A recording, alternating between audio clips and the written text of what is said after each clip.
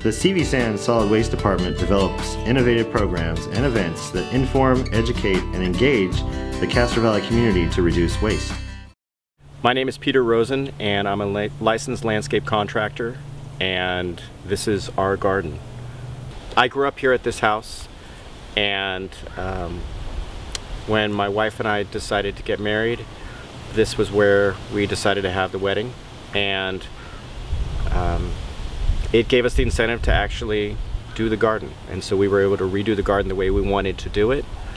And because we're both in the landscape industry, we wanted to do a garden that would be easy to maintain, that would minimize resources, and would still look nice, and that would reflect some of the options and some of the interesting tastes and plant material and look beautiful.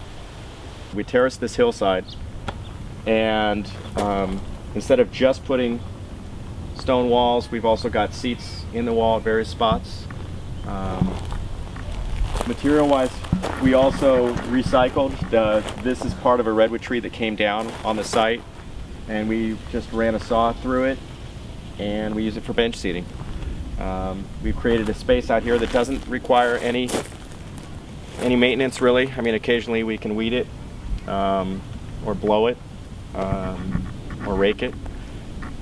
And people come down here, when kids come down and we have people over, they want to sit out by the fire pit, and it's like camping to them.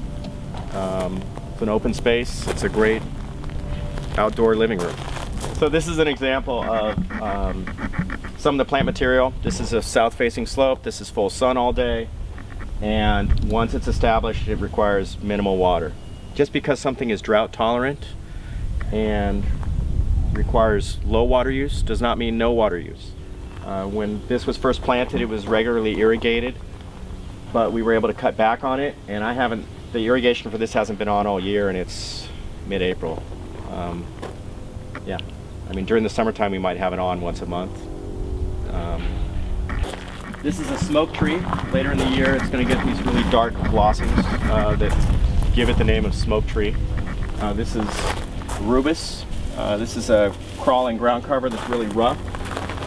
We use it a lot on hillsides. It actually has little orange edible berries. They look like, they look fake, but they look like blackberries, but they're on the ground cover.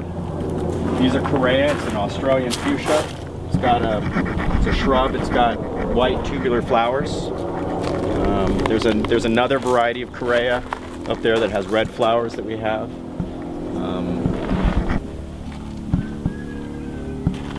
So we do have a lawn, but I tell clients this all the time, is that if you are going to have a lawn, it should be a flat area that you're going to use.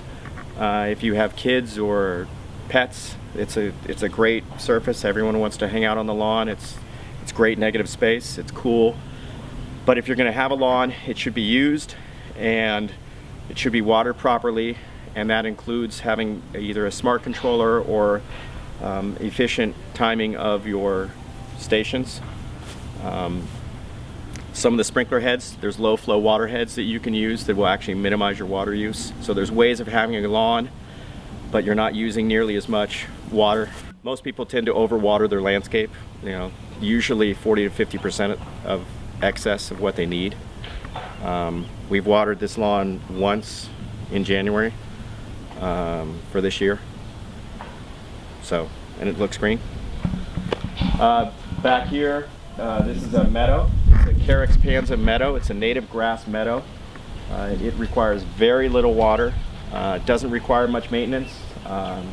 If you want something that's a green backdrop, this is a great option. It's not a traditional no-mow type of mix that you can get, but it is an option. It looks great. It's green year-round, and it requires very little water. The best thing I can tell you about your lawn, if you want to have a lawn, make sure you use it, make sure it's flat, make sure you try and water it as efficiently as possible, and whatever you can do to minimize the size. I mean, granted, this may seem like a lot of space, but on the grand scheme of things here, it's a very small footprint on our yard, and it gets used all the time. So with this garden here, other people who have gardens that are large with lawn, how much water do they usually waste? So typically, typically 50% of your water that you use in a household goes towards your landscape, and of that, anywhere from 40 to 60% of it is usually wasted. People usually, this is usual, people usually overwater when they don't need to be watering at all. And by the time they end up turning off the tap, the first thing that usually happens when you get a high water bill is you turn off your sprinkler system. And by that point in time, since we run on a 6-week cycle, your plants probably actually need it instead of previously. Especially in August, September, October, that's when it gets really, really dry. There's less groundwater. One of the big things that really helps is mulching. When we mulch a lot, all our beds are heavily mulched, and that keeps it's like insulation. It's kind of like insurance.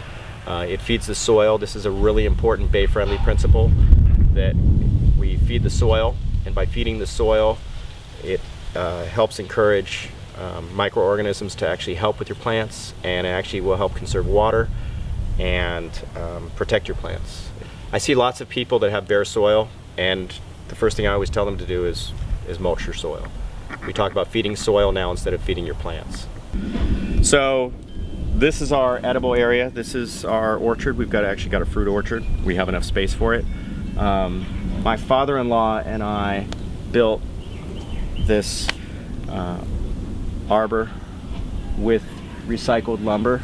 This is actually all old growth fir and redwood posts, and then we did buy the pressure treated posts, but this is all old growth fir.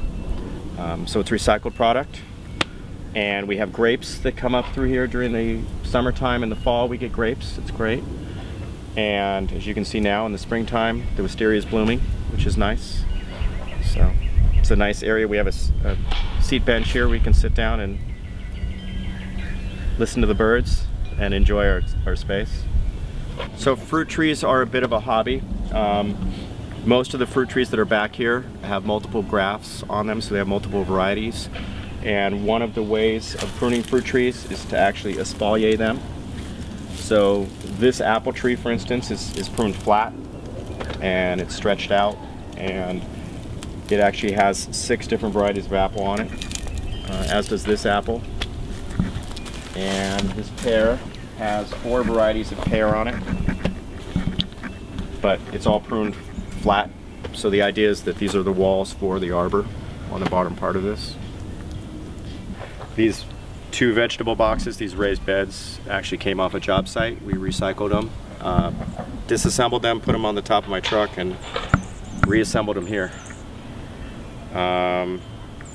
We have lettuce, there's some chard, some onions, more onions. Throughout here, we've got our tomatoes. We'll do squash, zucchini, sometimes eggplant, cucumbers. We have potatoes, and then lots of fruit trees. We get lots of fruit. We can fruit. We make lots of jam. So, as I said before with the espalier trees, this apple tree is another example. This apple tree has probably 10 different grafts on it, so there's 10 different varieties of apple on it. And what that does is it ensures that you actually will get a decent crop. If you had a single type of apple and it rained when those were in blossom, you would have a bad apple year.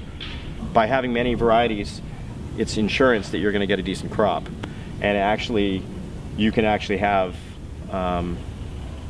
nobody wants to get 20 pounds of Red Delicious apples. You can get some Fuji, you can get, you know, Red Delicious, Yellow Delicious, you know, Macintosh, whatever suits your fancy. Apples are really easy to graft.